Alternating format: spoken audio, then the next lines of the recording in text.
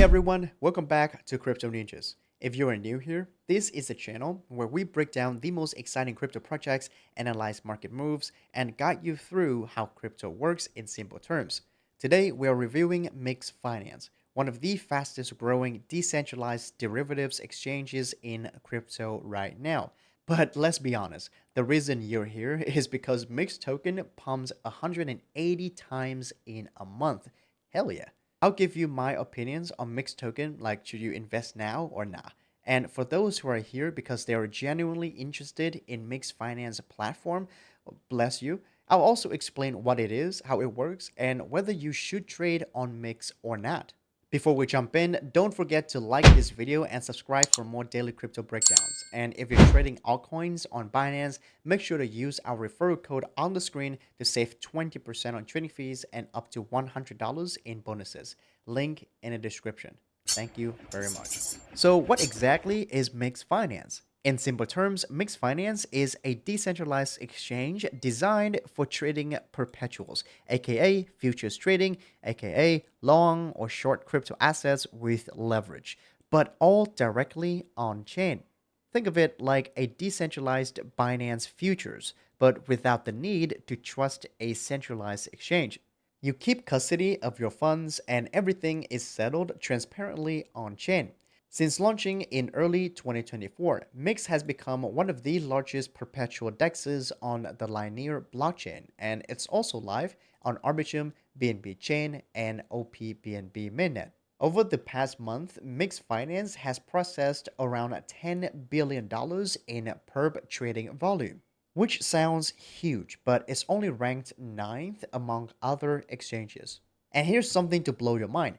Binance Exchange handles about $91 billion in trading volumes in just 24 hours. So, two things. One, though MYX Finance volume is great, but it's not that huge. And second, you all be trading too much, man. All right, let's talk about the platform and how it works step by step. The first thing you need to do is go to the MYX Finance website. I will leave the link down in the description. Next step is click on Launch App and connect your wallet. You can do that by clicking into Get Started and choose your preferred wallet. MYX Finance support all of the major wallets that you see, or you can also log in with your Google, Apple, or even GitHub account. If you were to sign in using Google or Facebook account, then MYX Finance will create a new wallet for you. So you have to export that wallet and get the private key so that you actually own the wallet. For me, I already have a MetaMask, so I'm just going to go ahead and sign up. After that, you'll need to make sure that you're on a supported chain. Now, again, MYX is live on several chains, including BNB Chain, Linear, Arbitrum, and OPBNB. Make sure to deposit stablecoins into the wallet that is correspondence to the chain. For example, on BNB Chain and OPBNB, the preferred stablecoin is USDT, whereas on Arbitrum or Linear, the preferred stablecoin is actually USDC. Now that your wallet is connected and you've got stablecoins ready, let's move into the platform and the interface. On the left side, then you're going to see the list of the trading pairs like Bitcoin, Ethereum, BNB, and more. Keep in mind that it's quite limited. In the middle, there is a price chart with real-time updates. You can select different time frames as well as the indicators. Now, this is pretty much basic, so I'm not going to go into details. Scroll down a little bit and you're going to see positions, open orders, orders history, and transaction history. Again, pretty standard stuff. Now, on the right side is what you need to keep in mind. This is your main trading panel. But before you can trade, let me walk you through how to set everything up properly. First is the basic setting. There is price deviation protection and it is automatically set at default at 0.3%. Now, this is basically your slippage tolerance. This is the percentage of price fluctuation or offset that you're willing to execute your trade. So for example, if you leave it at 0.3%, that means you accept a 0.3% offset or margin of the price of the asset that you want to execute the trade. Me personally, I usually set it at about 0.01% so that my entry price is not too far away. And when you deal with perpetual trading with leverage up to 10 or 20 or 50x, 0.3% goes a long way. Then there is open position confirmation and closed position confirmation. I usually turn this off because I don't want it to show up a notification every time I open or close my orders. And then moving on to the trading setting. Now, this is very important. So there are three account mode: the classic, seamless, and the universal account. First is the classic account. This is for the users who prefer classic DeFi UX. The custody is your own wallet, which means your MetaMask or your Trust wallet or your Rappi wallet. That means any amount of money you have in your MetaMask is in your wallet. Okay, it's not going anywhere. It's fully in your own custody. For the auto signatures and gas trading, it is no. That means every time you execute a trade or open a long, for example, or a short, there will be a notification a pop up, and that requires you to confirm the transactions. Okay, and it will cost you a little bit of gas fee depending on the chains you're at, and you always constantly need to connect your wallet. And there is no bridge or swap automation. You have to manually swap or bridge your asset or stablecoins to a different chain if you want to. For example, if you're on a BNB chain and if you want to trade on, let's say, Arbitrum, for example, then you have to go to their bridge and you have to bridge it there. It's not automated. Now, the next account mode is the seamless account. Now, this is much better, and I think you should choose this one. This is for the frequent traders on one chain only. So if you're on BSC and you don't want to move away, then this is a perfect choice for you. The custody is still your MetaMask, so you still have full control of your assets. But there is one significant improvement, that is auto signatures and gasless tradings. That means you only have to sign the transactions and permission once, and then any time that you want to execute a long or a short, there won't be no pop-up, and everything is going to be automatically signed for you, and they are going to sponsor the gas fee for you as well, so you're not losing on gas fee. And you don't even need to connect your wallet all the time. And however, there's still no bridge and swap automation because, again, it's only on one chain and the asset is still in your wallet. The next mode is the universal account. Now, this is for the users who need multi-chain flexibility.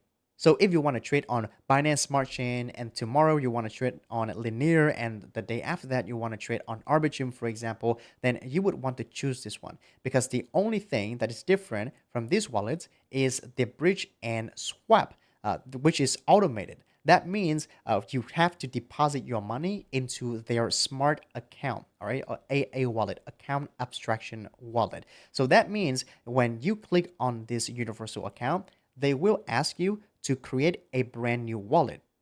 And that wallet, you have to deposit the stablecoins into. Okay, so any amount of stablecoins that you put in this wallet, it's going to be on the platform. It's not controlled by you anymore. So yeah, that's the basic. And then the next step is to start trading. So as you can see, there are basic functionalities like the market and the limit orders. I think you guys know that already. Isolated mode, add a 1 to 50x leverage. Yeah, so after you choose your leverage, the next thing is to decide if you want to have automated margin transfer or not. So when checked, the wallet balance will be included in the available margin for opening positions. If unchecked, only the available margin in the position can be used for opening positions. This, you can think of it as cross and isolated. Okay, so if you click on it, that means you have to use the entire stablecoin's balance in your wallet for this trade. So it's cross. Okay, now if you unclick it, then you only have to use the amount of margin that you add. For example, like $100.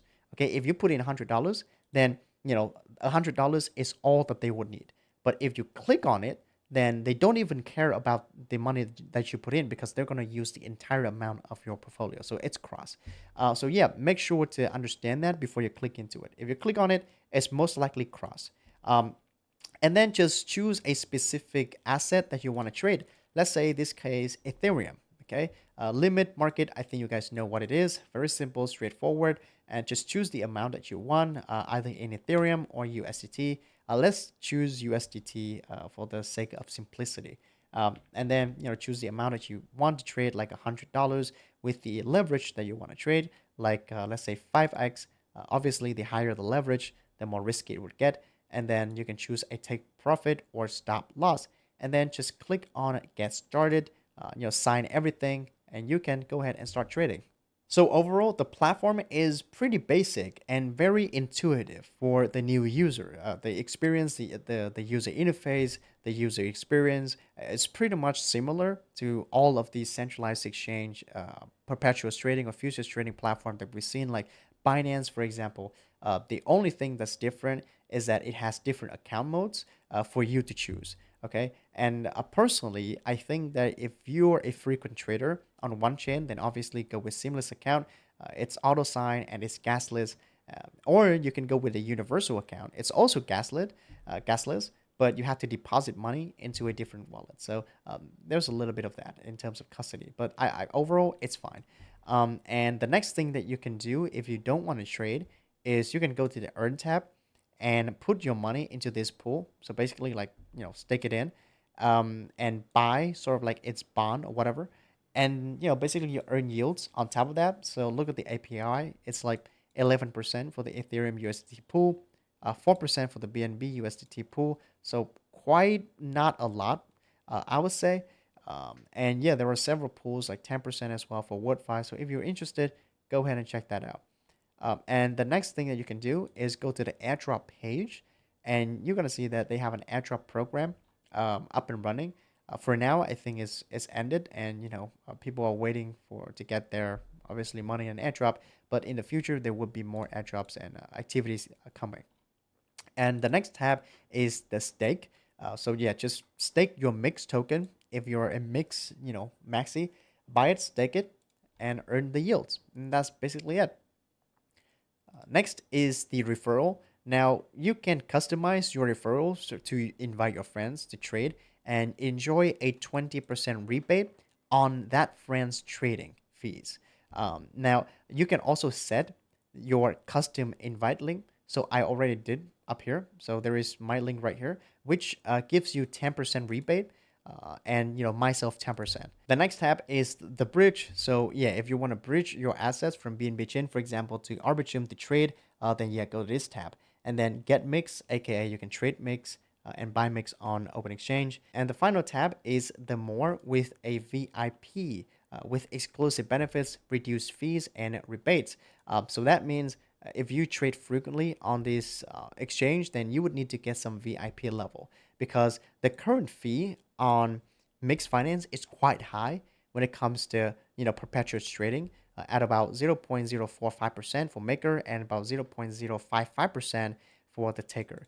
Now, if you take Hyperliquid, for example, I think their fees are significantly less, at about 0.015% in maker and about 0.04% as taker, if I'm not mistaken. However, if you were to have some VIP levels, according to your trading volumes, for example, that if you reach like $50 million in trading volume in a month, then or you can hold like 10 Myx token, which is about like $160 at the time of making this video. Then you can enjoy a much less fee, about 0.02% taker and about 0.016% for maker. Obviously, you have to read through all of the VIP rules before you decide to invest in Myx token. So the big question is, should you trade on Myx? Well, in terms of the fees, Myx Finance does offer quite a high base fee at VIP 0 at about this high, all right? It's much higher than Hyperliquid, for example. And Hyperliquid is the top performing perp DEX in the market at the moment. Hyperliquid also has their fee discounts if you were in the wood, bronze, or silver tier. And if you want to be these tiers, then you have to obviously stake the hype tokens. But when it comes to that, you have to stake a lot more money on Hyperliquid in order to enjoy a discounted fees. So yeah, in that regard, I'd say Myx Finance fees is very good if you have like $160 to stake. The next thing that I'm looking at is when it comes to the liquidity depth. Now, if you are a shrimp, okay, if you don't have a lot of money and if your volume is only just a few $100, then yeah, Myx Finance or Hyperliquid, I don't think that it makes huge that much of a difference. I think all the exchanges can handle your few $100 of volume just fine because they handle like like let's say for Mix, for example, $2 billion every day, every 7 days, and about like close to $300 million in 24 hours. So yeah, just a few $100, I think they can handle that. But if you are a whale, and if you have thousands or maybe tens of thousands or maybe hundreds of thousands or millions of dollars, and if you want to trade on perpetual exchange, then go with the top one, the biggest, Hyperliquid. They handle about $10 billion in trading volume every 24 hours. Now, when it comes to the trading pairs as well, then yeah, Myx Finance definitely don't have a lot of trading pairs that you can select on. And yeah, these are pretty much all that they have. Now, when it comes to the Hyperliquid, for example, then yeah, they have a bunch of trading pairs, and you can freely choose whatever it is that you want. Look at that, right? A lot of them. And when it comes to security and trust, even though there is no records of hacks or exploits on Myx Finance, the platform currently looks pretty safe and legit. But looking at the Myx token performance in the past month, I would stay away from anything Myx has to offer. I know that it's two different things, the token and the per platforms, but I cannot bring myself to trade on a decentralized exchange that has such a shady token pumps. Trust in this industry is hard to get, and if Myx thinks that pumping their token like this will gain trust from the community, I would argue otherwise. So personally, this is not a FUD against Myx. I have nothing against it. I have no stake in FUDing it, but I would rather stay away from this exchange because even though their fees are low, but their liquidity depth is nowhere as near as good as Hyperliquid. They cannot handle that many amount of transactions. And when it comes to the performance of their token, it looks a little bit shady.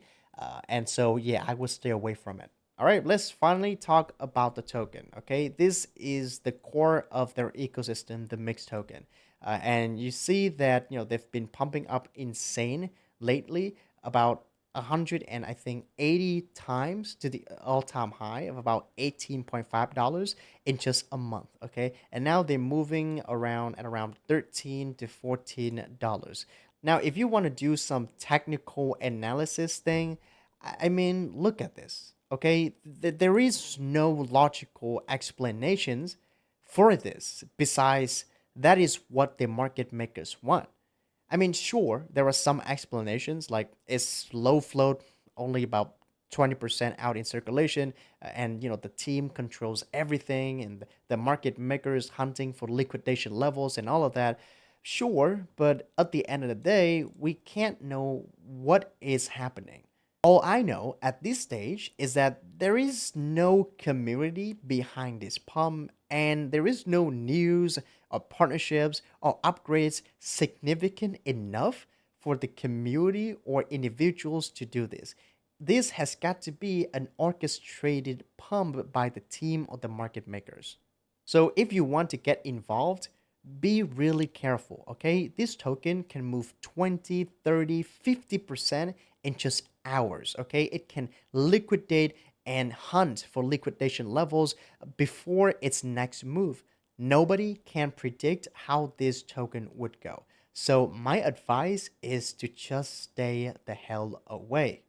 And that is it for today's review of Myx Finance, what it is, how the platform works, should you trade on it, and what I think about the Myx token. If you found this video helpful, hit that like button, drop a comment with your price targets from Myx. Do you think we're heading to $20 or we're going straight down to about $5 to $4? Let me know. Subscribe to CryptoNinjas for more crypto contents and make sure to use our referral codes for Myx Finance if you're trading on it, and also Binance for 20% off of trading fees and up to $100 in new user bonus. Thank you very much, and I'll see you in our next video. Daily out.